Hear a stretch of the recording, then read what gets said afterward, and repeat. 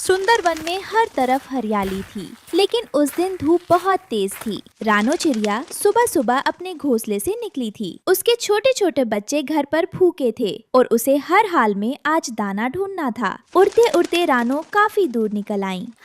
उफ, आज तो कहीं एक दाना भी नहीं दिख रहा। बच्चे घर पर राह देख रहे होंगे। मुझे थोड़ा और आगे देखना चाहिए। तभी हवा के झोंकों के साथ किसी के कराहने की कमजोर आवाज गूंजी। ओहो, कोई है? बचाओ, कोई मेरी मदद करो। ये कौन रो रहा है? इस घने जंगल में कोई मुसीबत में है क्या? कौन है वहाँ? सामने आओ, मैं तुम्हारी मदद के लिए तैयार हूँ। उसने इधर उधर ऊपर नीचे हर डाल पर देखा, लेकिन दूर दूर तक कोई पक्षी दिखाई नहीं दिया। तभी दोबारा वही दर्द भरी आवाज आई। नीचे नीचे देखो छोटी चिड़िया, मैं यहाँ हूँ। रानो ने नीचे जमीन की तरफ देखा। वहाँ एक बहुत ही पुराना बूढ़ा पेड़ था। उसकी पत्तियां पीली पड़ चुकी थीं, टहनियां सूखकर झुक गई थीं। वह पेड़ भूख और प्यास से बेहाल होकर ढहने की कगार पर था। अरे क्या आप बोल सकते हैं बाबा? मुझे लगा कोई पक्षी दर्द में है। हाँ बेटी, मैं बोल सकता हूँ। सदियों से मैं इसी जंगल में खड़ा हूँ, लेकिन अब मेरा अंत समय आ गया है। इस बार की भीषण गर्मी और सूखे ने मुझे खोखला कर दिया है। मेरी जड़ों में पानी नहीं है और कीड़ों ने मेरी छाल को कुतर डाला है।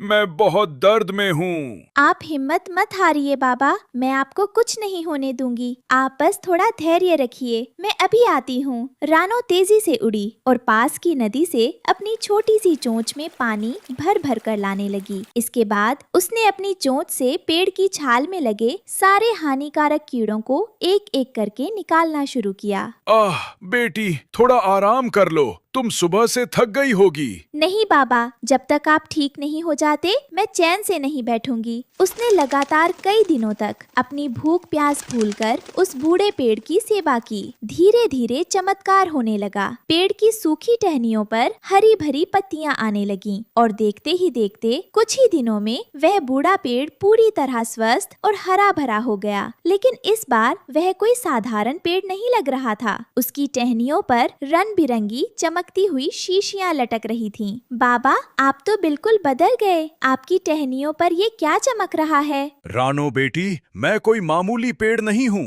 मैं इस ब्रह्मांड का एकमात्र जादुई नेल पॉलिश का पेड़ हूँ। तुमने मेरी जान बचाई है। अगर तुम्हारी जगह कोई और होता तो सिर्फ अपने दाने की चिंता करता, लेकिन तुमने निस्वार्थ भाव से एक बूढ़े पेड़ की सेवा की। मैं तुम्हारी इस भलाई से बेहद खुश हूँ। पेड़ ने अपनी एक जादुई टहनी को धीरे से हिलाया। तुरंत हवा में एक खूबसूरत रंग बिरंगी नेल पॉलिश की शीशी तैरती हुई रानो के सामने आ गई। ये लो बेटी, ये मेरी सबसे शक्तिशाली जादुई नेल पॉलिश है। इसे तुम जब भी अपनी चोंच या पंजों पर लगाओगी, तुम जो भी चाहोगी वो सच हो जाएगा। तुम इससे किसी की भी मदद कर सकती हो। धन्यवाद बाबा, ये तो बहुत अद्भुत है। रुको बेटी, उपहार अभी खत्म नहीं हुआ है। उसने अपनी दूसरी टहनी हवा में लहराई। देखते ही देखते पेड़ के ठीक बगल में एक बेहद खूबसूरत छोटा और चमकता हुआ नेल पॉलिश की शीशी के आकार का घर बन गया। अब से तुम्हें धूप और बरसात में भटकने की जरूरत नहीं है।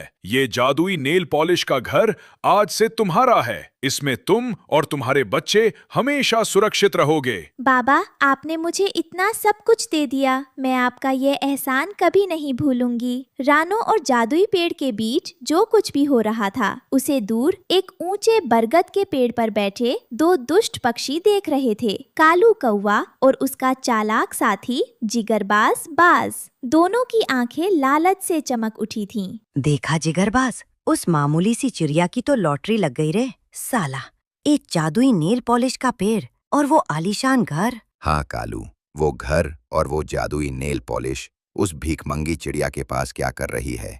उस पर तो हमारा हक होना चाहिए। सोच, अगर वो जादुई नेल पॉलिश हमें मिल गई तो हम इस जंगल के राजा बन जाएंगे। बिल्कुल सही कहा। एक काम करते हैं, आज रात जब रानो और उसके बच्चे गहरी नींद में सो जाएंगे, तब हम चुपके से जाएंगे, उसका दरवाजा तोड़ेंगे और वो जादुई नेल पॉलिश और घर दोनों चुरा लेंगे। शानदार योजना है। रात होने का इंतजार करते हैं। रात का घना अंधेरा छा गया। पूरा जंगल सो रहा था। रानो चिड़िया भी अपने बच्चों को लेकर अपने नए जादुई नेल पॉलिश के घर में आराम से सो रही थी। तभी दो परछाइयां चुपके से पेड़ के पास पहुंची। ये कालू और जिगरबाज थे। श्श, धीरे बोल कालू, कहीं वो जाग न जाए। तो डर मत जिगरबाज, वो तान कर सो रही होगी। चल पहले इस आलीशान घर का दरवाजा तोड़ते हैं। कालू ने आगे बढ़कर अपने मजबूत पंजों से जादुई घर के दरवाजे पर वार करने लगा।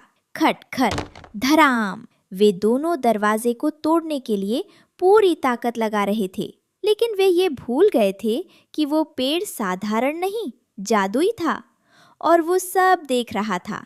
अचानक जादुई पेड़ की आंखें गुस्से से लाल हो गईं। उसकी टहनियां जोर जोर से हिलने लगीं, मानो जंगल में कोई भयंकर तूफान आ गया हो।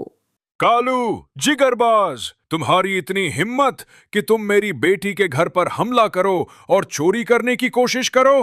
कालू और जिगरबाज डर के मारे कांप उठे। अरे बाप रे, ये पेड़ तो जाग गया। भागो जिगरबाज। लेकिन इससे पहले कि वे उड़ पाते, जादुई पेड़ ने अपनी दो लंबी और मजबूत टहनियों को कोड़े की तरह हवा में लहराया। सटाक सटाक।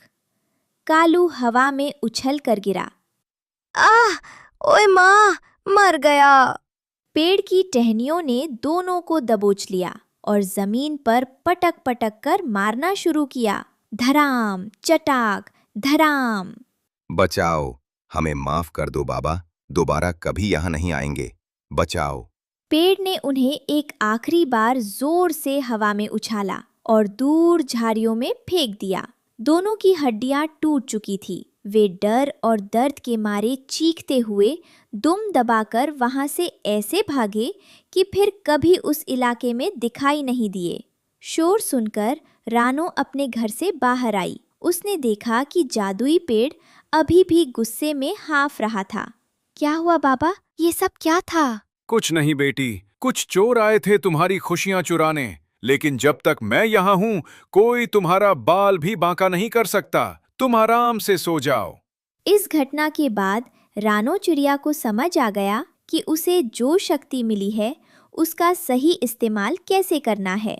वो घमंडी नहीं हुई, बल्कि उसने उस जादुई नेल पॉलिश का इस्तेमाल दूसरों की भलाई के लिए करना शुरू कर दिया।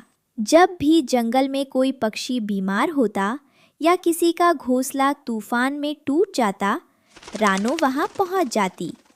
वो अपनी चोंच पर जादुई नेल पॉलिश लगाती और कहती, हे जादुई पॉलिश, इस गरीब पक्षी का घोंसला पहले जैसा सुंदर बना दो। और पलक झपकते ही नया घर तैयार हो जाता। रानो बेटी, मेरे पंख बहुत कमजोर हो गए हैं। मैं अब उड़कर अपने लिए भोजन भी नहीं जुटा पाती। दादी माँ, आप फिक्र मत कीजिए, अभी देखिए जादुई नेल पॉलिश का कमाल। रानो ने अपनी जादुई पॉलिश चमकाई। देखते ही देखते बूढ़ी तोती के पंखों में नई ताकत आ गई और वो फिर से आसमान में ऊंची उड़ान भरने लगी। जीती रहो बेटी, भगवान करे तुम्हारी ये जादुई शक्ति हमेशा दूसरों के अंधेरे जीवन में उजाला लाती रहे। रानो चिड़िया, उसके बच्चे और वो जादुई नेल पॉलिश का पेड़ हमेशा के लिए एक खुशहाल परिवार की तरह रहने लगे।